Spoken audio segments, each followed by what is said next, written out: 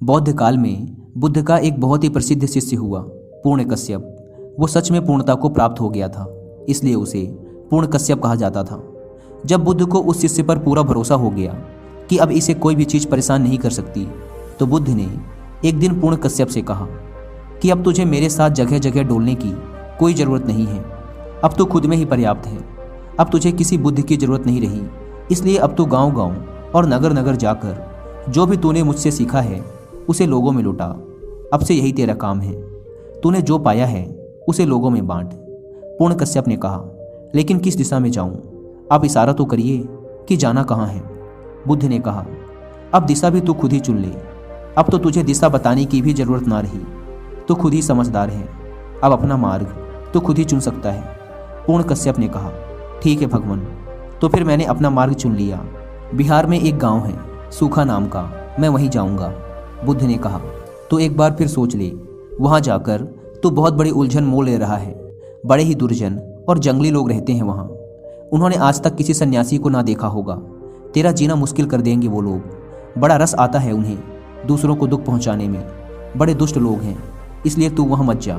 पूर्ण कश्यप ने कहा, इसीलिए तो वहां मेरा जाना जरूरी है। कब तक जंगलियों की तरह रहेंगे वो लोग? कब तक वो ऐसे ही दुष्ट प्रवृत्ति का जीवन जीते रहेंगे? कब तक उन्हें पशुओं की तरह जीने दिया जाए? आखिर किसी न किसी को तो वहां जाना ही होगा। उन्हें मेरी ज़रूरत है, इसलिए आप मुझे वहां जाने की आज्ञा दें। बुद्ध ने कहा, फिर कहता हूँ, एक बार और सोच ले। ऐसा ना हो कि बीच सफ़र से ही वापस लौटना पड़े और तेरा काम अधूरा ही रह जाए। पूर्ण कश्यप ने कहा, जो सोचना था सोच लिया बुद्ध। अब तो बस आप आज्ञा प्रदान करें।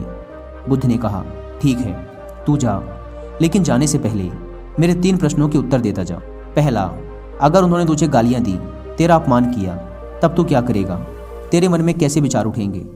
पूर्ण कश्यप ने कहा, यह प्रश्न भी आप मुझसे पूछते हैं? आपको तो पता ही है कि अगर उन लोगों ने मुझे गाली दी, मेरा अपमान किया, तो मेरे मन में प्रसन्नता के भाव उठेंगे, यह सोचकर कि कितने भले लोग हैं, सिर्फ गालियां ही दे रहे हैं, मार नहीं रहे, वरना मार भी तो सकते थे। बुद्ध ने कहा, ठीक है, लेकिन अगर वो तुझे मारना ही शुरू कर दें, जो कि वो कर सकते हैं क्योंकि जंगली हैं, तब तेरे मन में कैसे विचार उठेंगे?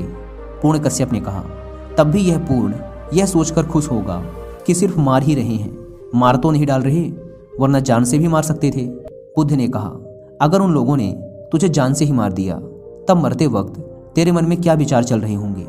पूर्ण कश्यप ने कहा, यह बात भी आप पूछ रहे हैं?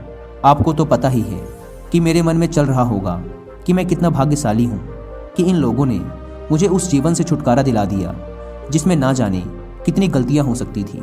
यह सुन बुद्ध ने कहा, अब तू जहां जाना चाहे तू जा। अब तेरा कोई कुछ नहीं बिगाड़ सकता। अब तुझे कोई गाली नहीं दे सकता। अब कोई तेरा अपमान नहीं कर सकता। अब कोई तुझे मार नहीं सकता। ऐसा नहीं है कि वो तेरे को मारेंगे नहीं, तुझे गाली नहीं देंगे। हो सकता है कि उनमें से कोई तुझे जान से ही मार दे, लेकिन अब वो केवल तेरे शरीर को ही मार सकते हैं। तेरे बाहरी शरीर को ही गाली दे सकते हैं, सिर्फ उसी का अपमान कर सकते हैं।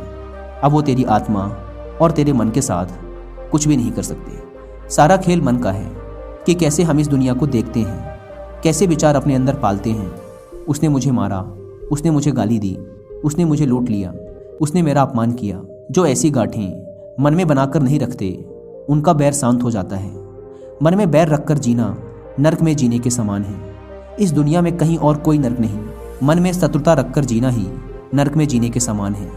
हम जितनी ज़्यादा शत्रुता अपने आसपास बढ़ाते चले जाते हैं, हम उतना ही बड़ा नर्क अपने लिए बनाते चले जाते हैं। हम जितनी ज़्यादा मित्रता अपने आसपास बढ़ाते चले जाते हैं, हम उतना ही बड़ा स्वर्ग अपने लिए खड़ा करते जा रहे हैं। स्वर्ग नर्क जैसा कुछ भी नहीं होता।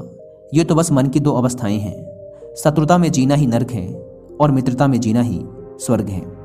जब कोई सारे जगत को मित्र की तरह देखता है, तब ऐसा नहीं कि सारा जगत उसके लिए मित्र हो जाएगा। इस भूल में रहना भी मत। लेकिन जब हम सारी दुनिया को मित्र की तरह देखते हैं, तो हमारे लिए ये सारी दुनिया मित्र हो गई। हमारे सारे शत्रु समाप्त हो गए। और अगर कोई हमसे शत्रुता करेगा, तो वो शत्रुता उसके मन में होगी। वो उसकी पीड़ा पाएगा, हमें कोई पीड़ा ना दे सकेगा। इस संसार में शत्रुता से शत्रुता को कभी मिटाया नहीं जा सकता। केवल मित्रता से ही शत्रुता को शांत किया जा सकता है। कुल मिलाकर सब कुछ हमारी सोच पर ही निर्भर करता है कि हम सकारात्मक सोचते हैं या नकारात्मक। नकारात्मक सोच का परिणाम भी नकारात्मक ही होना है और सकारात्मक सोच का परिणाम सकारात्मक। विश्वास और सकारात्मक सोच पर मुझे एक कहानी याद आ रही है। एक बार एक गांव में भयंकर अकाल पड़ा। पुराने समय में जब अकाल पड़ता था तो लोग यज्ञ आदि किया करते थे, क्योंकि उनका मानना था कि इससे जल के देवता प्रसन्न होते हैं और फिर बारिश होती है। तो इस बार भी गांव के सारे लोगों ने मिलकर एक बहुत बड़ा यज्ञ करने की योजना बनाई। यज्ञ शुरू किया गया। यह यज्ञ 9 दिनों तक चलने वाला था और गांव वालों का मानना था कि यज्ञ खत्म होते ही जोरों की बारिश होगी। 9वां दिन भी आ गया, जिस दिन सारे गांव वालों को इकट्ठा होकर यज्ञ वाली जगह पर जाकर जल के देवता से पानी की मांग करनी थी। जब सभी लोग यज्ञ वाली जगह पर जा रहे थे तो उसी भीड़ में एक 8-10 साल का बच्चा भी था, लेकिन उस बच्चे ने अपने सर पर एक छाता ओढ़ रखा था। किसी बुजुर्ग ने पूछा, ये छाता क्यों ले जा रहे हो? तो बच्चे ने कहा कि आते समय जब जोरदार बारिश होगी तब ये छाता ही तो मुझे पानी से बचाएगा। कितना विश्वास था उस बच्चे को कि बारिश तो जरूर होगी। उस छोटे से बच्चे ने सकारात्मक सोच और एक मजबूत विश्वास का परिचय दिया। अगर इसी विश्वास और सकारात्मक सोच के साथ हम अपना काम शुरू करें तो हो सकता है कि थोड़ा समय लग जाए, लेकिन यकीन मानिए कि उस काम में हमारी सफलता निश्चित है।